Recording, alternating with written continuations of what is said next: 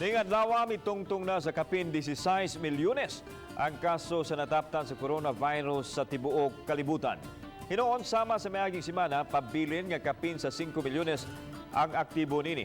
Dini sa atong nasod anaa na sa kapin 80,000 ang kaso, kapin sa 52,000 ang aktibo.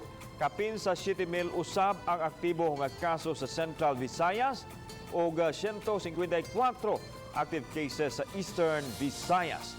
Ang report ni Femari Dumabo. Sa data nga natala sa kalibutan, kaganihang udto, miabot na sa 16.4 milyon ang kaso sa mga nataptan sa COVID-19. Hinuundulan lang sa 6 milyon ni ining aktibo nga kaso, kay kapin sa 10 milyon ang recoveries. Ug sama sa niaging simana, kapin sa 600,000 lang gihapon ang natala nga patay. Dinhi sa Pilipinas, alas 4 kagahapon sa hapon, nakatungtong na ang data sa 80,448. 52,406 ni ining aktibo, kay 26,110 na ang nangaayo. Ananaw sab sa 1,932 ang natalang namatay sa nasod tungod sa COVID-19. Sa data sa DOH7 alas 5 kagahapon sa hapon, ang Central Visayas adunay total COVID case nga 15,404 apan 7,458 na lang ang aktibo ug 7,194 na ang nakarecover. 749 tanan ang natalang patay. Sa maong kaso sa tunga-tungang Kabisayan, 2,992 niini ang gikan sa probinsya sa Sugbo, apan 1,707 na lang niini ang aktibo.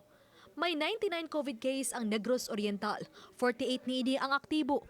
Ang lalawigan sa Bohol adunay kinatibuk ang 80 ka mga kaso, 28 lang hinuon niini ang aktibo ug pabiling way kaso sa COVID sa lalawigan sa Siquijor. Ang dakbayan sa Subo ang naguna gihapon nga labing daghang COVID case sa Riyon 7.